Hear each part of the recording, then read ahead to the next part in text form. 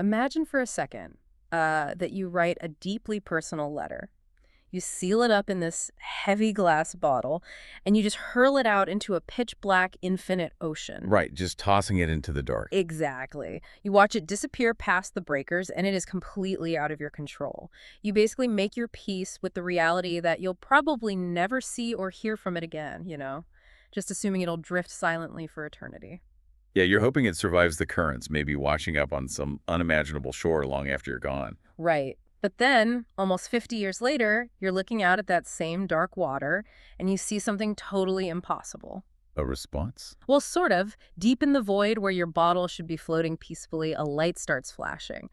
But it's not a greeting. It's this frantic, unrecognizable, corrupted Morse code firing right back at you. It takes that peaceful illusion of a silent, distant messenger and just shatters it completely. It replaces a dormant legacy with a very active, very urgent mystery, and a deeply unsettling one at that, because the transmission you're receiving is entirely nonsensical. Yeah. Exactly. And that terrifying scenario is the core of our deep dive today. We are pulling apart a stack of recent space investigative notes detailing the sudden, pretty catastrophic malfunction of NASA's Voyager 1 probe. It's a fascinating situation. It really is. So we're going to break down the sheer technical nightmare of trying to troubleshoot a piece of 1970s hardware that is currently billions of miles away.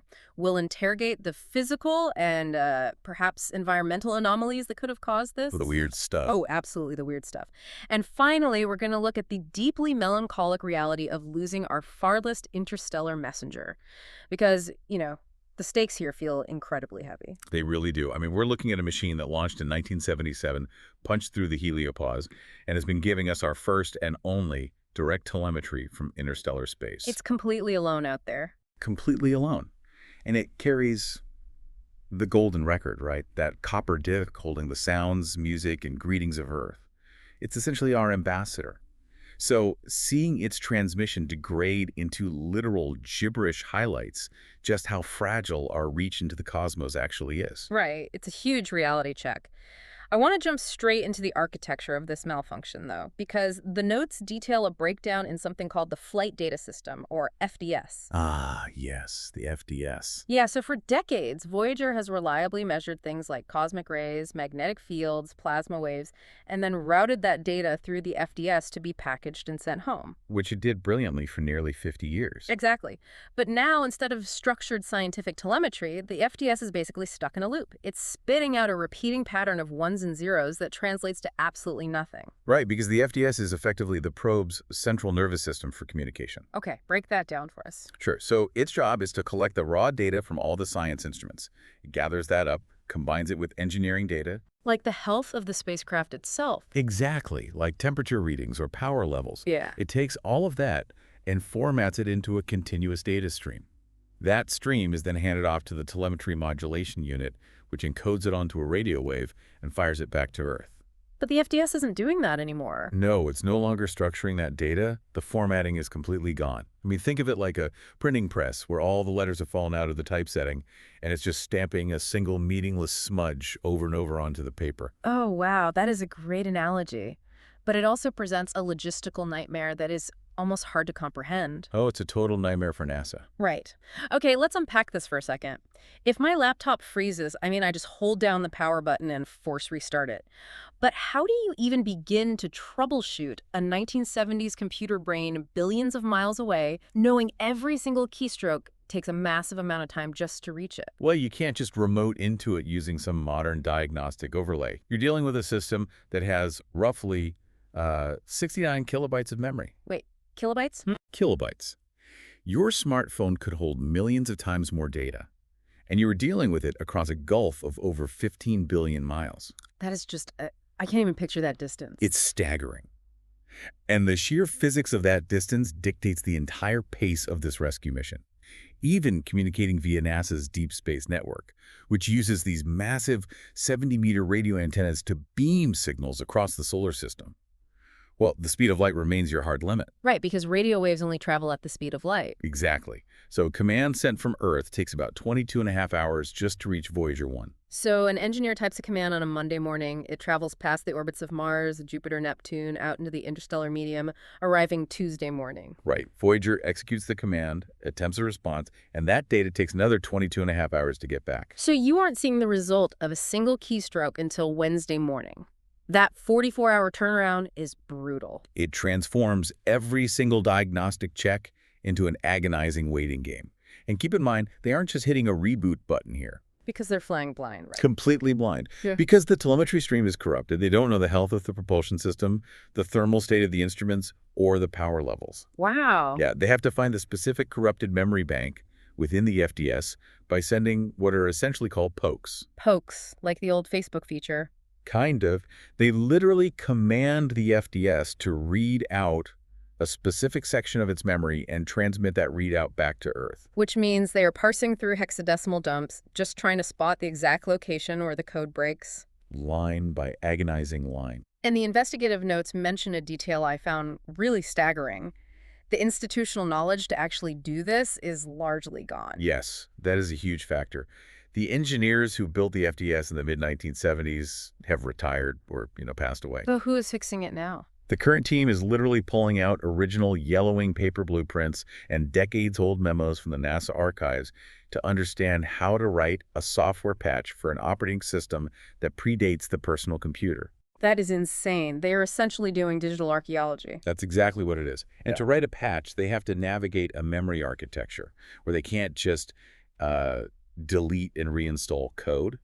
If a section of the physical memory hardware is fried, they have to rewrite the FDS software to bypass that specific chip entirely. Because they can't exactly fly out there and swap the hard drive. Right. They have to split the code up, find tiny pockets of unused memory elsewhere in the system, store the new code fragments there, and then rewrite the routing logic so the system knows to jump around the damaged hardware. It sounds akin to performing open-heart surgery on a patient while they are running a marathon and you're operating via mail correspondence. That is a very accurate, if terrifying, way to describe it. Well, I want to pivot to the actual cause of the damage because writing a patch is only half the battle here.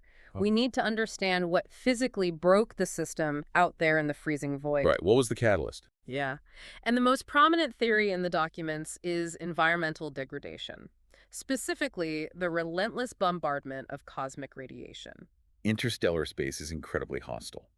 Outside the protective magnetic bubble of our heliosphere, Voyager is exposed to the raw, unfiltered environment of the galaxy. We're talking about galactic cosmic rays, right? Yes, mostly atomic nuclei that have been stripped of their electrons, traveling at nearly the speed of light. They are hurled across the universe by supernovae and other extreme cosmic events. And when a particle moving at that velocity impacts the solid-state memory of a spacecraft, I imagine it's not a benign event. Oh, exactly the opposite of benign. It carries a ton of kinetic and electromagnetic energy. When a heavy ion strikes the silicon of a microchip, it deposits an electrical charge. Just a sudden zap of electricity. Yeah, and that sudden spike in charge can literally flip the state of a transistor. In a binary system, it forces a 0 to become a 1, or a 1 to become a 0. Which changes the code. Exactly. This is known in the field as a single event upset, or a bit flip. Now, Voyager systems were built with redundancies to handle localized bit flips, right? Like they knew this was a risk. They did. But the compounding effect over 46 years of continuous bombardment means the damage accumulates. The silicon itself actually degrades over time. Ah, so it just wears out physically. Yes. Yeah. The theory held by most astrophysicists is that a critical portion of the FDS memory finally succumbed to this compounding radiation damage. One bit flip too many occurred in a vital routing directory, collapsing the system's ability to package the telemetry data and locking it into that nonsensical binary loop. So it's basically structural fatigue at the microscopic level. Exactly. Okay, I accept the statistical probability of that. Hardware degradation is by far the most logical explanation. But the investigative notes also document conversations happening on the fringes of the astronomical community. Oh, the rogue theories. Yes. These rogue theories about anomalies in the interstellar medium. And I have to push back a bit here because some astronomers are bringing up dense clouds of dark matter, or even the dark forest theory, implying potential interference from an artificial energy field. It definitely sounds wild. Right. Here's where it gets really interesting for me. Are we just looking at standard cosmic wear and tear, or is this the deep space equivalent of driving into a haunted forest? Why are serious scientists even entertaining the idea of anomalies rather than just accepting a blown microchip? Honestly, it comes down to our profound ignorance of the environment Voyager is currently traversing. I mean, we have never had sensors out in the interstellar medium before Voyager 1 and 2. So we're essentially blind. It is completely unmapped territory. Yeah. So while a radiation-induced bit flip is definitely the most probable mechanical failure, we cannot entirely dismiss environmental interaction because we simply don't know the local physics of the space it's flying through. Wait, really? Are you saying dark matter could actually crash a computer? I'm saying we don't know the interaction mechanisms. Dark matter makes up about 85% of the matter in the universe, yet it only interacts with normal matter through gravity. Well, as far as we currently understand anyway. Okay, so how does it affect a probe? If Voyager passed through an exceptionally dense, localized clump of dark matter, or if it intersected with an unmapped high-intensity magnetic anomaly, the interaction with the probe's rudimentary shielding could be totally unpredictable. Let's unpack the mechanics of that for a second. If it's not a physical cosmic ray literally striking the silicon, how does a magnetic anomaly or an artificial energy field cause a data loop? Think of it like driving a vintage car with an analog radio under a massive high-voltage power line. Okay, you get all that static. Right. The ambient electromagnetic field induces a current in the radio's antenna, overwhelming the intended signal and producing violent static. Oh, I see where you're going with this. Yeah, so if Voyager encountered a powerful unknown energy field in the dark forest of interstellar space, the probe's long antennas and unshielded wiring could act as conduits. And it would just fry the system. An induced current could overwhelm the logic gates in the FDS, effectively scrambling the system's ability to process data, resulting in a system lock or a corrupted loop. So we aren't necessarily talking about a targeted alien attack. No, not at all. We are talking about an archaic machine encountering physics we simply haven't mapped yet. Wow. That makes the situation feel even more precarious, you know? You're looking at a diagnostic readout of ones and zeros, and it basically functions as a Rorschach test for our anxieties about deep space. Very true. You either see the inevitable decay of 1970s hardware, or you see the fingerprint of a massive unseen environmental force. And the really frustrating part is that because the telemetry is down, the engineers can't pull the magnetometer data to see if the local magnetic field spiked right before the crash. Oh man, so they can't even check the environment. Nope. They are completely blind to the environmental context of the failure, which is why the engineering team has to remain laser-focused on just bypassing the memory bank, regardless of what actually triggered the fault. Right, just fix the problem in front of you. But, you know, this brings us to a much darker, inescapable reality that the investigative notes make very, very clear. The ticking clock. Yeah. Let's assume NASA achieves the impossible. They wait out the agonizing 44-hour delays, they successfully execute the memory pokes, they map the corrupted silicon, and they upload a patch that bypasses the damage. A monumental feat. Absolutely. Mm. But even if Voyager 1 regains full operational capacity tomorrow, the clock is still ticking. Yeah. This probe is running out of time, and it has nothing to do with the computer hardware. Yeah, that is the tragic undercurrent of this entire mission. The glitch is an acute crisis, obviously, but the terminal diagnosis was written the very day it launched. Because it's too far from the sun for solar panels, right? Yeah, exactly. Voyager doesn't use solar panels. At 15 billion miles away, the sun is just a slightly brighter star in a pitch-black sky. The solar irradiance is practically zero. So it relies entirely on its internal power source, the RTG. The radioisotope thermoelectric generator. It is an incredibly robust piece of engineering, but it is bound by the inescapable laws of radioactive decay. It runs on plutonium, doesn't it? It does. The RTG contains plutonium-238. As that plutonium decays, it naturally generates heat. The RTG uses thermocouples, which are devices made of two dissimilar metals, to convert that temperature gradient directly into electricity. But the half-life of plutonium-238 is, what, about 88 years? Around that, yeah. Which means the thermal output is constantly, irreversibly dropping. Every single year, the generator produces less heat, which means the thermocouples produce less electricity. So the spacecraft is literally bleeding energy. And it loses about 4 watts of electrical power capacity every single year. The sources detailed the agonizing triage NASA has been executing for decades to manage this decline. It's tough to read. They've had to make some very hard choices. Yeah, they have been slowly shutting off the spacecraft systems just to keep the core functioning. Like, they turned off the cameras in 1990, shortly after taking that famous pale blue dot photograph. Right. because keeping the camera lenses heated required just too much power. It is this slow, methodical shutdown of the probe's senses. In recent years, they've had to shut off the heaters for the cosmic ray subsystem, then the plasma wave subsystem. I want to clarify the mechanism there, because it's not just about saving battery life for the computer to run. Oh, what else is it powering? If a fuel line for the thrusters gets too cold and freezes, they lose attitude control entirely. Oh, wow. I didn't even think about the fuel lines freezing. That is the critical failure point. Voyager has to maintain a highly specific orientation, so its high-gain antenna stays pointed directly at Earth. To keep the connection alive. Exactly. If a propellant line freezes because they had to shut off a heater just to power a science instrument, the thrusters can't fire to microcorrect the spacecraft's spin. The probe drifts, the antenna points away from Earth, and the connection is severed instantly and permanently. Oh my God, so they were balancing the thermal life of the thrusters against the electrical life of the computer. It's a constant, delicate balancing act. It feels less like an engineering puzzle and more like, I don't know, sitting vigil at a hospital bed. You are watching a dedicated ancient explorer slowly lose its faculties, making these impossible decisions about which sense to amputate just to keep the heart beating for one more year. It's a very heavy burden for the mission controllers.